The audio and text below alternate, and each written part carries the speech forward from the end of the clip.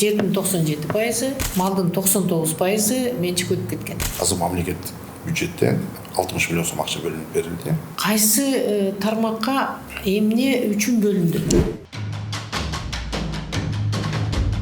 Кыргыз Республикасынын ветеринария кызматы үстүбүздөгү жылдын март айынан баштап кызматтык макамы кеңейгенине байланыштуу Айыл чарба министрлигинин көп тармакты көзөмөлдөп иштеткен кызматы катары жаңы курамда түзүлүп, ветеринария, мал чарбасын өнүктүрүү, жайыт жана тоют маселесин көзөмөлдөп иштеткен милдетти толук кандуу кабыл алып, ишке киришкендиги жөнүндөгү маалыматтын жетегинде биз дагы суроолорубузду дайындап аталган кызматтын босогосун аттадык.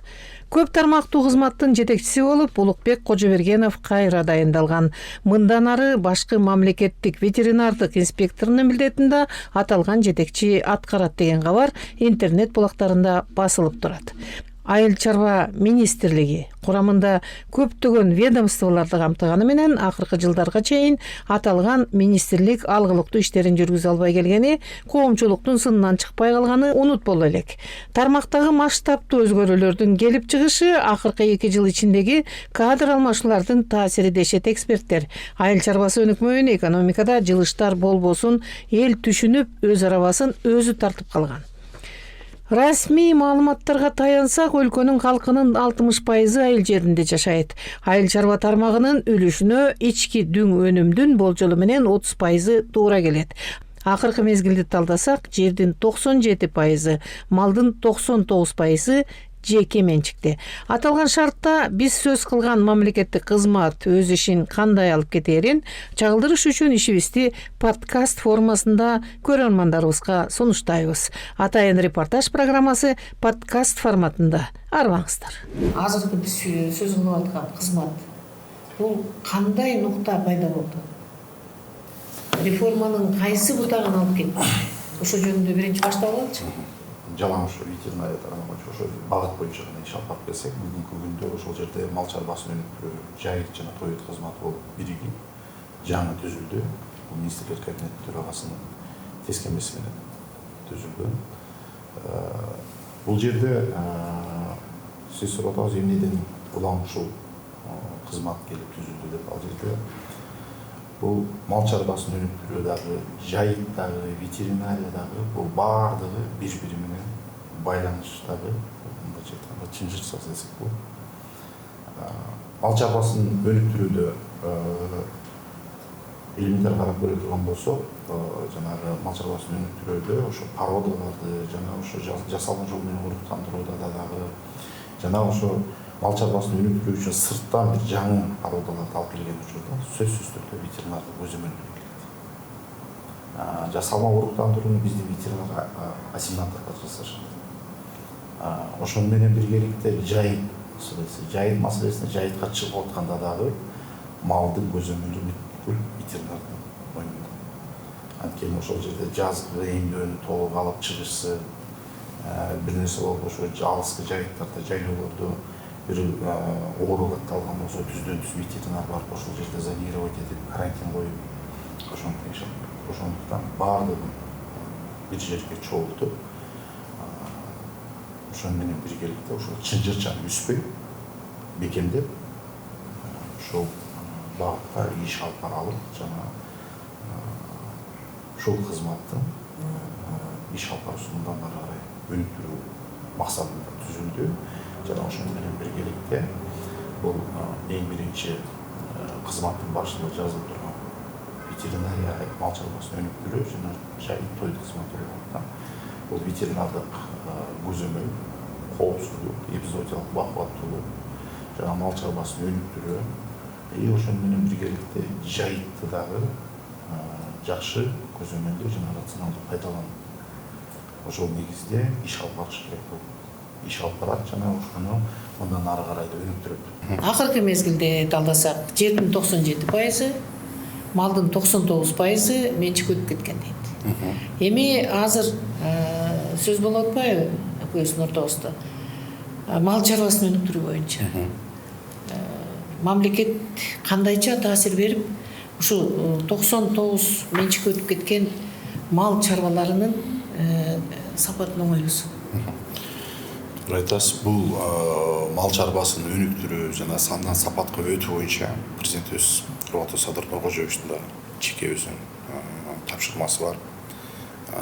Жана ошол президентибиздин коюлган тапшырмасынын аткарылышында башында ошо тапшырманын аткарышынын башында ошо министрлер кабинетинин төрагасы, министрибиздин жетекчибиз Бактыгерей Төрөбаевдин. Биз бүгүнкү күндө ошол министрлер кабинетинин төрагасынын тескемеси менен азыр мамлекеттик бюджеттен 60 миллион сом акча бөлүнүп берилди.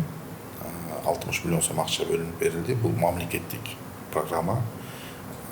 Бул биринчи жолу ушундай иш-чаралар аткарылып атат. Ошол программага 60 миллион сом кайсы тармакка эмне үчүн бөлүндү?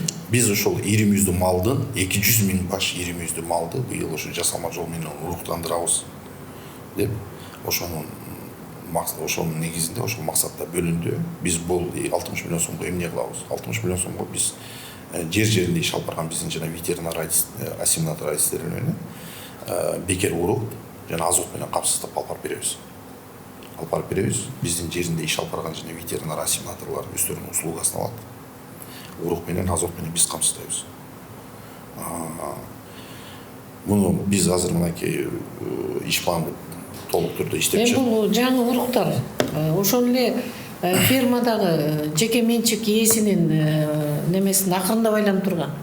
Жөнөкөй эле биздин жанагы 3 литр сүт берген уюсту ошентип эле уруктандырса ошондон бир бакыйган эле жанагы Абердин ангус же болбосо сементал же болбосо тиги швейцер чыгып калабы?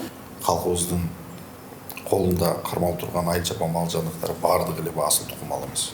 Ооба.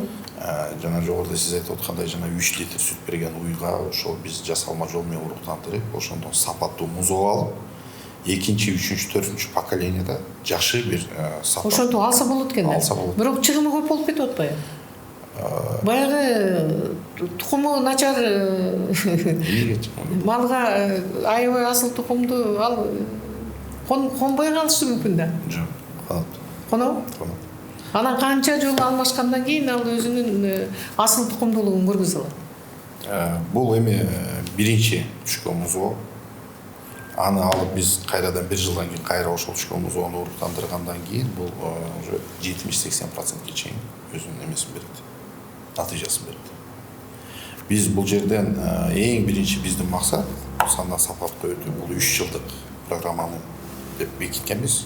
Ушул 3 жылдын ичинде жасалма жол менен баягы асыл тукум малдын уругу менен уруктандырууда жыйынтык кандай болот деп биз бүткүл ошо. Анда ошо жана жеке менчик ээсинин жоопкерчилигинде аябай катуу көзөмөлгө алышыңар керек да. Анткени жана жүдөгөн уйунан туулган жакшынакай козун алып барып туруп базарга сатып ийсе.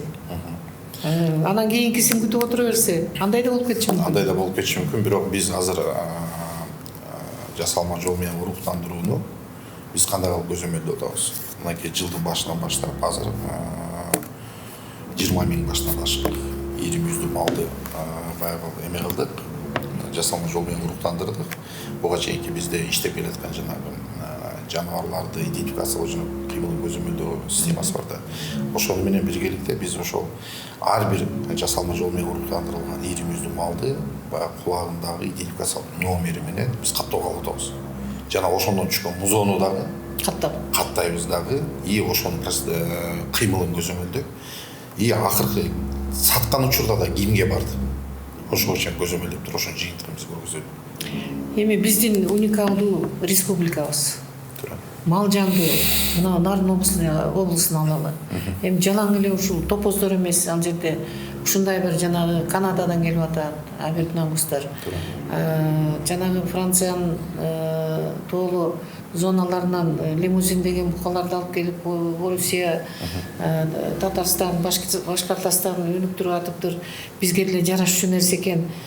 Ошол жакта эмне үчүн мал чарба тукуму өнүкпөй атат? Анткени баягы Улахол совхозу беле менин эсимде Советтик Союз тараарынын астында жанагы абдан асыл тукум койлорду өстүрүп 30 килограммга чейин жүн алды деген бир аңыздар бар да.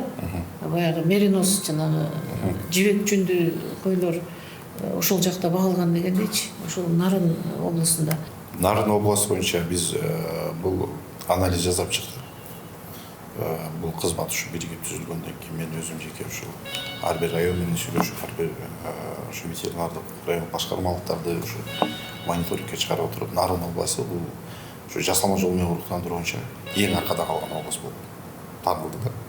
Анан биз ушу майдын 16-17-сиде биз пландап атабыз.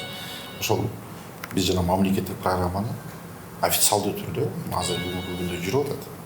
Жасалма жол менен уруктандыруу Чүй облусунда, Ысыкөл облусунда, бардык республика боюнча официалдуу түрдө ошо Нарын областына старт берели деп атабыз.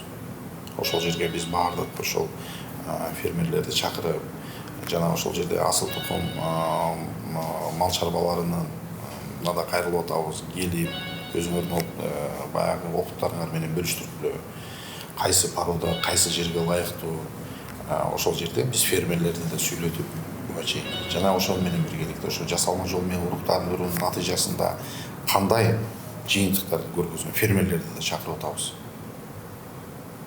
Ошол жерде жада калса ошол 2024-жылда ошо жасалма жол менен уруктандырып, быйыл музоосун алып чыкты.